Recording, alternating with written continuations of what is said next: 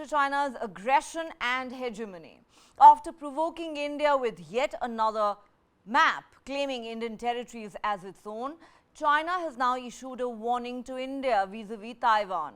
Beijing says India should follow the One China principle and not have military and security cooperation with Taiwan. This comes weeks after three former Indian service chiefs visited the self-governed island, which Beijing claims as a breakaway region and insists it will eventually integrate into mainland China. Former Indian Army Chief Manoj Naravane, Navy Chief Karambir Singh and Air Chief RKS Bhadauria visited and delivered talks in Taipei for the Ketagalan Forum's 2023 Indo-Pacific Security Dialogue on the 8th of August. It was a low-key but rare visit by the former top leadership of the Indian Armed Forces. President Tsai Ing-wen delivered the opening address at the event organized by the Taiwanese Foreign Ministry. Now, 3 weeks later, the Chinese Foreign Ministry has said it firmly opposes such visits without directly naming India. The Foreign Ministry spokesperson said, and I quote, "China firmly opposes all forms of official interaction between the Taiwan authorities and countries having diplomatic relations with China. This is our consistent and clear position. We hope the country concerned will abide by the One China principle, prudently and properly handle Taiwan-related issues, and refrain from having any form of military and security cooperation with Taiwan." The Chinese Foreign Ministry's delayed reaction to this visit comes in the backdrop of deeply strained India-China ties, which have nosedived since the Galwan Valley clashes in June 2020 and Beijing's silence in recent days on whether Chinese President Xi Jinping will attend the upcoming G20 summit in New Delhi. News agency Reuters, though, has reported that Xi is likely to skip the event. India follows the One China principle but has stopped reiterating it in bilateral documents for over a decade now. New Delhi has also maintained unofficial ties with Taiwan. At a time when China has been flexing its military muscle around Taiwan, hoping to intimidate the democratic country, which it regards as its own territory, the Indian military is weighing its options on how to deal with the sudden crisis. Though the Indian establishment has traditionally adopted a cautious approach to the China-Taiwan issue, New Delhi is now considering a deep dive into the conflict. The Indian armed forces have been locked in a face-off with the PLA in high-altitude Ladakh and elsewhere along the line of actual control for over 3 years now, with the PLA making multiple incursions to alter the LAC. The Indian establishment is increasingly taking the view that a conflict in the Taiwan Strait will have an adverse impact on India and its economy. So a section of the Indian leadership is of the view that Taiwan should be backed against China's aggressive tactics. New Delhi's new stand has also prompted the Indian military to make an assessment of India's response in case of a Chinese attack on Taiwan. The Office of the Chief of Defence Staff, General Anil Chauhan, has in fact asked the three armed forces to come up with suggestions and options for India in the event of a full-blown crisis.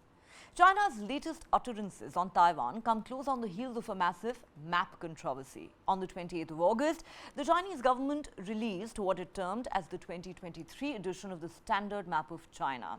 The map shows the entire Indian state of Arunachal Pradesh, which Beijing calls South Tibet, and Ladakh's Aksai Chin region within China's borders. In other words, claiming these areas to be part of Chinese territory. The map instantly drew a sharp response from India. External Affairs Minister Dr. S. Jaishankar said these were absurd claims. He added it was an old habit of China to put out maps claiming territories that don't belong to them and that the Modi government was very serious about this issue. He said, and I quote, "China has put out maps with territories not theirs. Old habit. Putting out maps with parts in India does not change anything. Our government is very clear about our territory. Making absurd claims does not make other people's territories yours." But India is not alone in this. Many countries in the region have been at the receiving end of China's growing aggression and expansionism for years now, and at least 4 other countries in the last few days. Vietnam, the Philippines, Malaysia and Taiwan have all issued a strong objection to China's new map. Vietnam has said China's official map released this week violates its sovereignty over the Spratly and Paracel Islands and jurisdiction over its waters.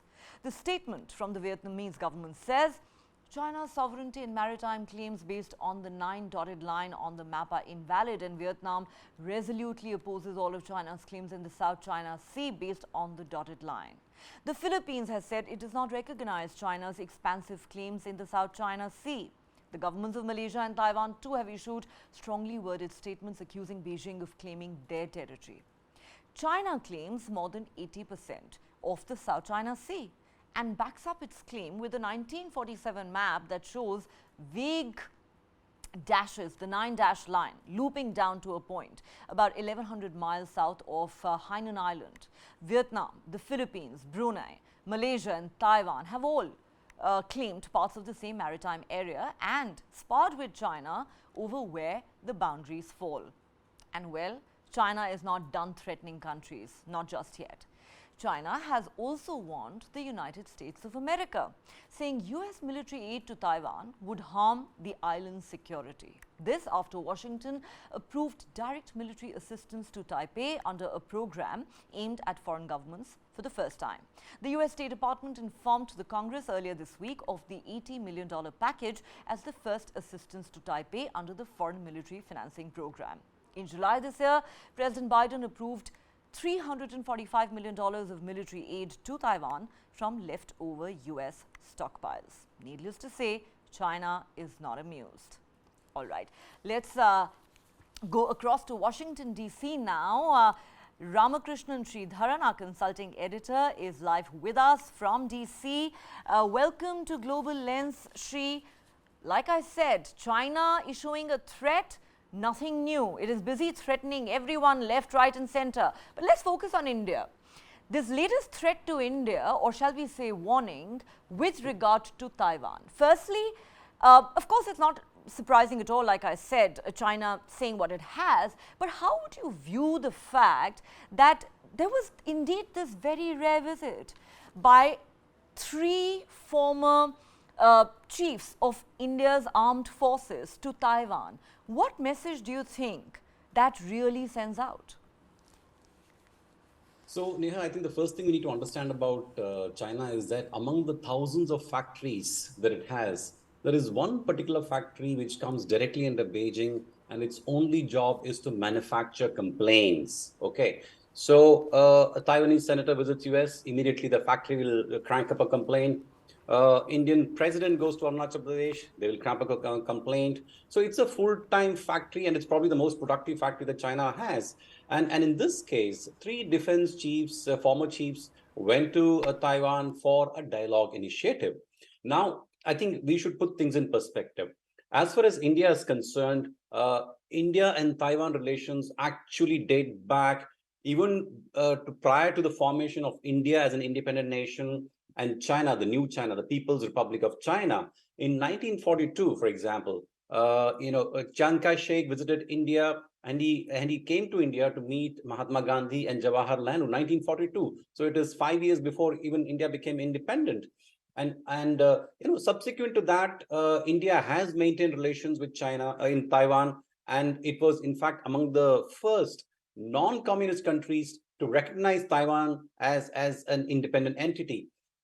That said, after that, we have, as part of our Look East policy, only strengthened our, relations with Taiwan. And of late, there's a big investment talk that's happening. Foxconn is coming in with a $600 million investment. It's going to set up a factory for iPhone manufacturing and also a separate semiconductor factory. So I think China needs to realize that while India respects the one China policy in principle, but that comes with the rider of status quo. So that is extremely important, and China seems to forget that. And therefore, which is why India has, become part of the Quad, so that that region, the status quo in that region can be maintained. I'm not a, NEA spokesperson, but as an Indian journalist, I can say that, India is very committed to the one China policy. But at the same time, we are very insistent that the status quo be maintained, that Beijing should not do anything which upsets or disturbs the status quo, not just in relation to Taiwan, but also to Malaysia, Vietnam, and the South China Sea.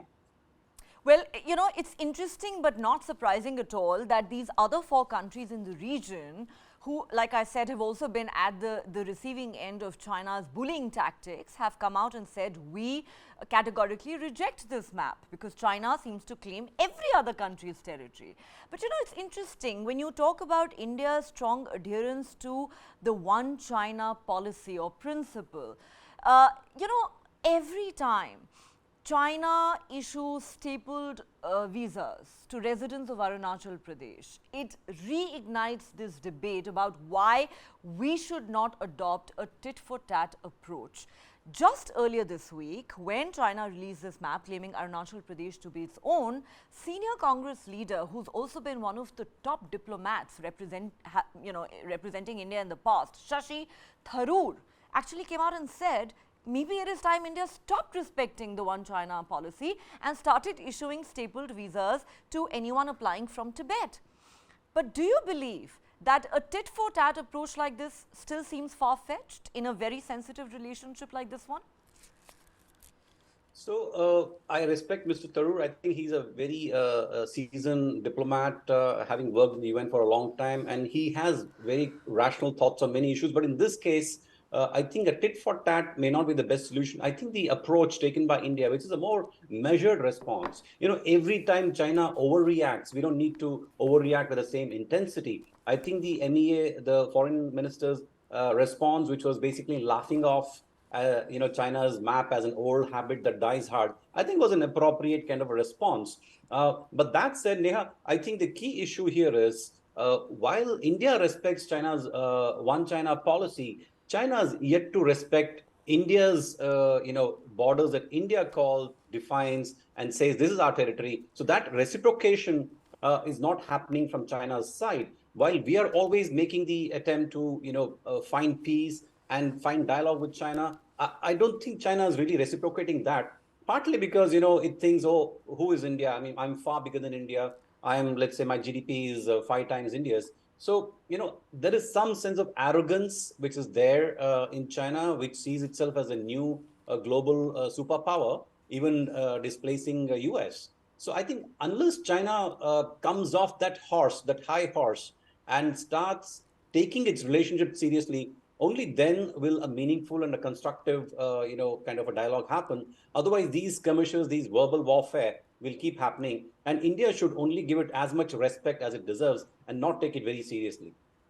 Not take it very seriously. But really, Shri, forget about reciprocity. China's policy seems to be very simple. My territory is my territory. Your territory is also my territory.